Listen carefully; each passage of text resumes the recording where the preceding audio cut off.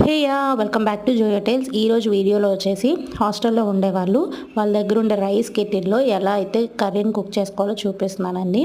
So హాస్టల్లో ప్రతి ఒక్కరి దగ్గర కెటిల్ అయితే కామన్గా ఉంటుంది కదా. సో మనకి ఎప్పుడైనా మెస్లో ఫుడ్ తినాలనిపించకపోతే మన దగ్గర ఉన్న కెటిల్లోనే చాలా రెసిపీస్ చేసుకోవచ్చండి. మీకు ఇలాంటి రెసిపీస్ కావాలి అంటే హాస్టల్లో ఉండేవారు కామెంట్ చేయండి, తప్పకుండా నేను అప్లోడ్ చేస్తాను. నేనైతే మ్యాక్సిమం ఇలానే కుక్ చేసుకుంటాను అనమాట.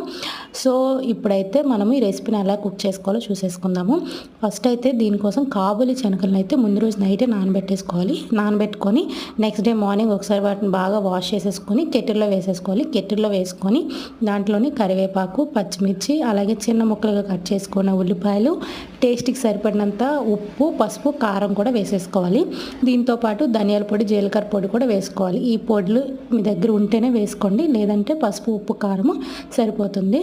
వీటిని వేసేసుకున్న తర్వాత ఒకసారి వాటర్ వేయకముందు బాగా కలుపుకున్న తర్వాత ఇప్పుడు మనము వాటర్ వేసుకుందాము. ఈ కాబూలి శనగలు మునిగే వరకు వాటర్ వేసుకుంటే సరిపోతుంది. వేసుకొని ఒకసారి బాగా కలిపేసుకొని ఇంకా మూత అయితే పెట్టేసుకొని మనము దీన్ని స్విచ్ ఆన్ చేసేసుకోవాలన్నమాట. స్విచ్ ఆన్ చేసుకొని ఇంకా దీన్ని కదపాల్సిన అవసరం ఏం లేదండి, చెక్ చేయాల్సిన అవసరం ఏమీ లేదు.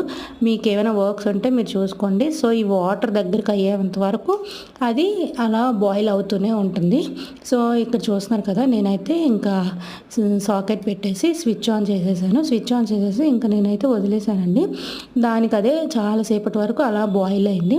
ఇక్కడ చూస్తున్నారు కదా, ఇక్కడ రెడ్ లైట్ వెలిగితే మనకి ఆన్ అయినట్టు. సో ఇంకా ఆన్ చేసేసి అలా వదిలేసాను అనమాట. వదిలేసిన తర్వాత ఇంకా అలా అది బాయిల్ అవుతూ ఉంది. ఈ రెసిపీ వచ్చేసి హాస్టల్లో నుండి డైట్ చేయాలనుకున్న వాళ్ళకి కూడా చాలా ఉపయోగపడుతుందండి. ఫుల్ ప్రోటీన్ రిచ్ ఫుడ్ కదా. సో మీకు ఎప్పుడైనా హాస్టల్లో తినాలనిపించకపోయినా కూడా ఇలా కెటిల్లో చాలా ఐటమ్స్ చేసుకోవచ్చు. నేనైతే కొంచెం గరం మసాలా వేసుకున్నాను, మీ దగ్గర లేకపోతే స్కిప్ చేసేయండి. వేసేసుకొని ఇంకా ఈ వాటర్ అంతా దగ్గర పడే వరకు, థిక్ గ్రేవీలో అయ్యేంత వరకు జస్ట్ అలా బాయిల్ చేస్తూ ఉండాలన్నమాట. చూస్తున్నారు కదా, ఇక్కడ థిక్ గ్రేవీలో అయ్యింది. సో ఇలా అయిన తర్వాత నేనైతే ఇంకా స్విచ్ ఆఫ్ చేసేసి పక్కన పెట్టేసుకున్నాను అనమాట. ఒకసారి ఇప్పుడు దీని టేస్ట్ ఎలా ఉందో చెప్తాను. నేనైతే వైట్ రైస్ కూడా కుక్ చేసుకున్నాను, కెటిల్లోనే కుక్ చేసుకొని ఇంకా కాబూలి శనగలతో తింటున్నాను. టేస్ట్ ఎలా ఉందో చెప్తాను. నేనైతే నిజం చెప్తున్నానండి, టేస్ట్ మాత్రం చాలా బాగుంది. మనకి గ్యాస్ మీద వండామో ఇది అని ఏం డిఫరెన్స్ లేదు, చాలా బాగుంది. మీరు కూడా తప్పకుండా ట్రై చేయండి. వీడియో నచ్చితే సబ్స్క్రైబ్ చేసుకోండి. బాయ్.